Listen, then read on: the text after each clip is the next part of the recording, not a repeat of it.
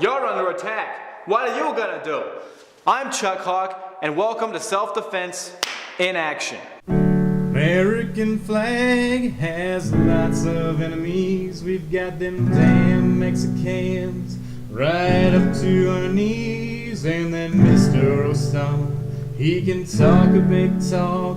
Just you wait till he meets Mr. Chuck Hawke. Chuck Hawke is a guy who loves his land. He's got the stars and the stripes tattooed on his hands. And that Chuck Hawke, he's one hell of a guy. When the terrorists come, he's gonna make them cry. He'll send their terrorist ass back to Azerbaijan.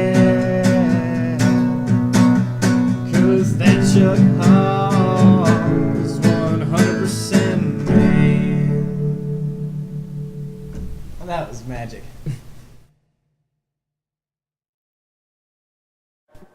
Hello, and welcome to another episode of Self-Defense in Action. I want to say thanks to all my YouTube subscribers. If you haven't subscribed, please do, and please send your comments. Like I said, I'm Chuck Hawke, and I was in the Army National Guard for 4 years, and I've been a dojo in mixed martial arts for over 18 months. Today I'm going to teach you how to defend yourself and how not to become a target.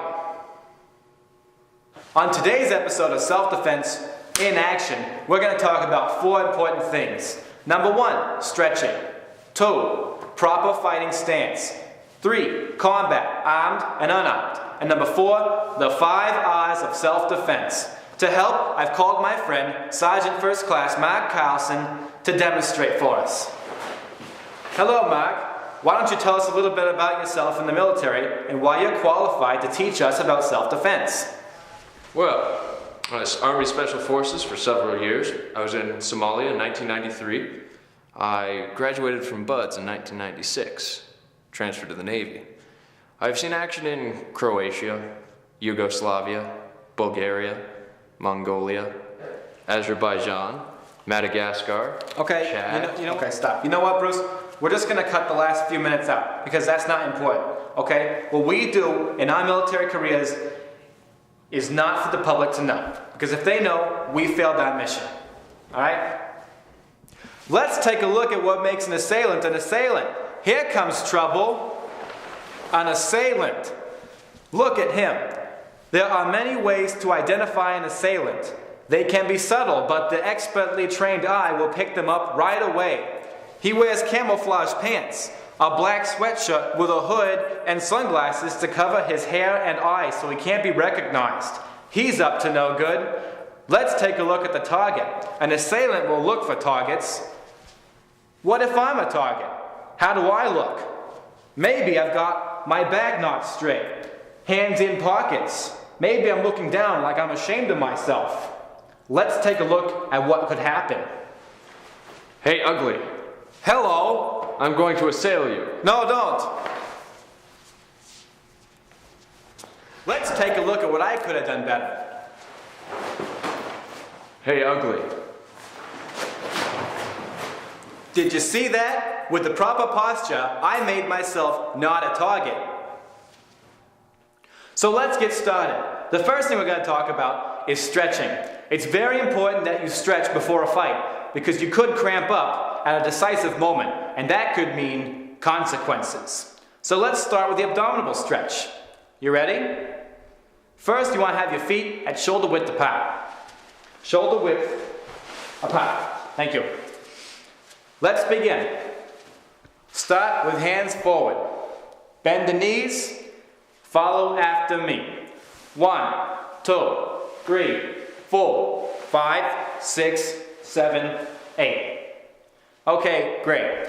We're all limbered up. There are some other stretches you can do with your partner if you have time. We'll show you. American flag has lots of enemies. We've got them damn Mexicans right up to our knees. And then Mr. Let's talk about the proper fighting stance. You can't just fight any way you want to. There's a position you must take. Let's show you. Start with your feet at shoulder width apart. Shoulder width apart. Okay, good. Now, slightly bend at the knees. Back straight, chest curved. Okay? Hands at your sides, repeat after me. Mote, Mote. Yaku, Yaku. Mote, Mote. Yaku, Yaku. Honda, Honda. Sashimi, Sashimi. Honda, Honda. Sashimi. Sashimi. Back to the regular stance, that's how you do it. Let's talk about unarmed combat. Okay, if the assailant tries to punch me in the chest, here's what I'm gonna do. Engage, reverse, disengage, stretch. Watch.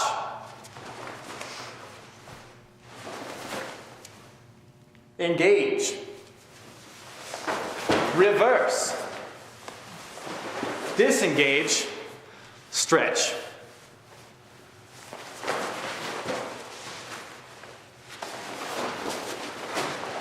Let's talk about adioso hisakata. Diffuse, reuse, choose the middle path. Let's say you're in a bar. Somebody wants to pick a fight. Hey, ugly. Hello. I'm going to assail you. No, don't. Can I buy you a beer? Okay. Sometimes an assailant can't be diffused, and you have to reuse their energy against them in order to choose the middle path. Let's say you're in a bar, and someone wants to start a fight, but won't be diffused. Hey, ugly. Hello. I'm going to assail you. No, don't. Let me buy you a beer. No. Reuse and choose the middle path. Let's talk about Meyushi Tamayiroshi. Your assailant may have a weapon. Let's say you're in a bar. What are you gonna do? Stop, block, chop, and recock. Let's take a look.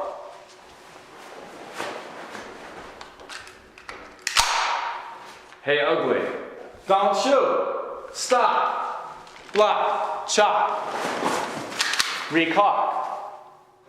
Let's talk about armed combat with a knife. At self-defense in action, we use live blades in the sheath. What happens if the assailant tries to stab me? Diffuse, reuse, choose the middle path. Watch. Diffuse, reuse, and choose the middle path. Now let's talk about the 5 R's of self-defense. They'll make you not only a lethal, but an ethical warrior. They are readiness, responsiveness, resilience, resistance, and responsibility.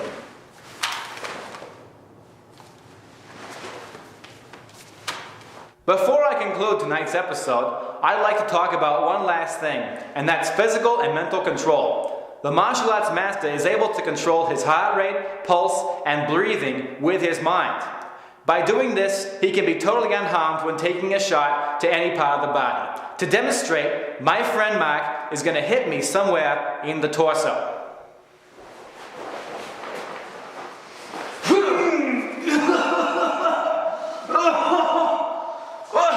What's the matter with you? I said no rib shots. You blew it. You blew it. Forget about it. But you blew it. I'm sorry. I'm sorry. American flag has lots of enemies. We've got them damn Mexicans right up to our knees. And then Mr. Osama, he can talk a big talk. Just you wait till he meets Mr. Chuck Hawke. Chuck Hawke is a guy who loves his land. He's got the stars and the stripes tattooed